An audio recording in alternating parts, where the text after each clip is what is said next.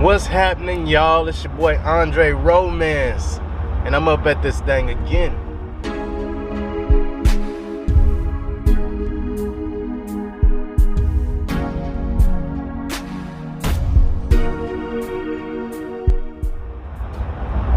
What's happening, family? I'm out and I'm well. I hope y'all doing the same, getting active in life. Man, I just want to encourage y'all to look at the information that is being presented to us as far as this new election that's coming around. Most definitely, it's very important to know what voting is and how to vote properly.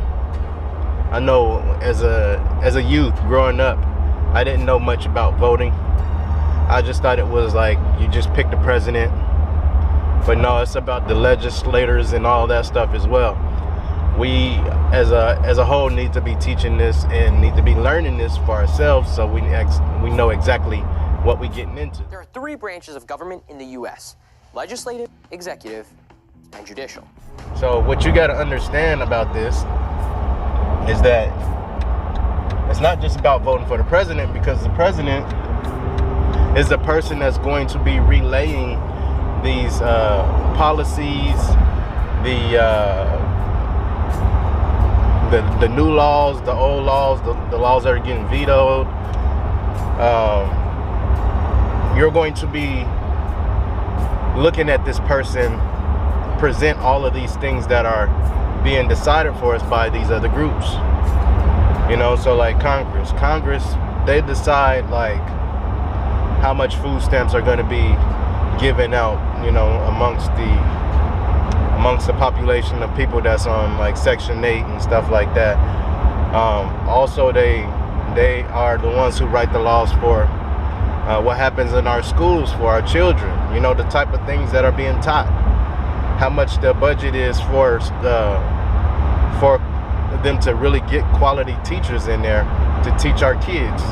Like, all of this stuff is not decided on by the president. The president can present things to this legislation, and maybe things will get changed that way. But we, as a whole, we have to understand how it operates so that we know what we're voting for. The legislative branch is comprised of the United States Congress, the bicameral legislature responsible for writing and passing all federal laws, among various other functions. A legislative branch with two houses, the House of Representatives and the Senate, which together form the Congress. This was all outlined in Article 1 of the Constitution, which also notes the functions, powers, and parameters of the Congress and its individual representatives. A congressman's primary responsibilities include representing the interests of their constituents, working together to write laws, overseeing other government agencies, and passing bills. But of course, that's all way easier said than done. These are things that we need to start looking at, you all. So when you start looking at voting, start going into the information. What are these different groups doing? What are these hidden groups doing? You know, they're in the background. You would never know if you don't do the research that there's more to voting than just picking the president. When it gets voted upon, it goes through a series of committees and amendments and floor debates. After a vote, it moves to the other chamber and the process continues. If the one chamber makes any edits to a bill passed by the other, it has to go back for another vote. The House and Senate must vote to approve the exact same bill before it can move on. If it fails to get a majority vote, it has to be reintroduced.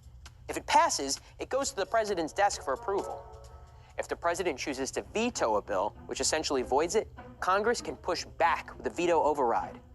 But to do this, they need a 2/3 majority vote in both houses. We have to become aware of this, you know what I'm saying? Grasp the understanding and then do something about it. Like, work on bettering our voting skills so that we can pick the right people and we can pick the right groups to do the right things, you know what I'm saying? We can vote for the right laws, you know? The yes or no questions on the poll. You have to pay attention to those questions. Don't just go in there and pick what somebody else said to go and pick. Like, actually break down what they're offering. What's the benefit? What's the disadvantages? Also, revisit your amendments. it's very important for us to know what our amendments are. And you know what I'm saying, like gun laws, the Second Amendment, it's your right to bear arms. It really is. But if you allow somebody to tell you that we don't need weapons and that we need to stand up for gun violence and all that stuff, well, gun violence is fine, but the idea of getting rid of weapons and as a whole, as part of is going against our amendment. Okay, now how they are trying to get rid of these amendments, because they understand that they can only make loopholes. They cannot change our amendments, but they can manipulate people to give up their rights, and that's exactly what they're doing. So we are giving up our rights, and very soon, once we give up our rights, we'll find out real quick why we need those rights. Okay, so don't give up your amendment rights. This is very important. Keep your gun rights. Keep your right to speech. Keep your right to protest. All of these things are necessary. We need to hold on to them. We need to know how our amendments are playing a part in our lives and how they are getting us to give up our rights so willingly. Okay, we are giving away our rights. Everything that they're putting in front of us, there's a flip side to it. Okay, like even with the cell phones that we have going on, there's a flip side to having these cell phones and being able to take pictures and post them on social medias and stuff like that. Even they're going to say, like how they have been having these cameras to be able to tell us how traffic is going in the morning. And those cameras are used for other things other than directing traffic and telling you how well traffic is moving. And so that is part of the way that they're manipulating the system to get around our rights. Okay, so start looking at your amendments. There's a lot of us, I can speak for myself as well, there's a lot of amendments that I need to brush up on and that I need to understand and understand for myself.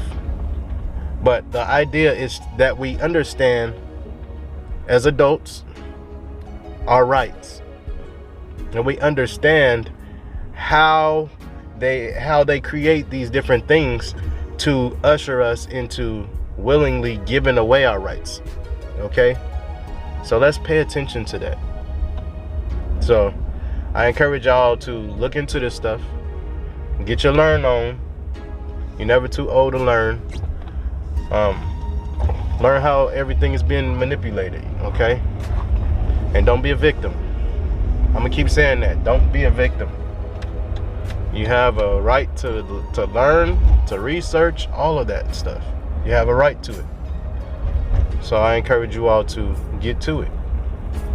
I love y'all. I'm gonna see y'all in the next one, and I'm about this thing, man.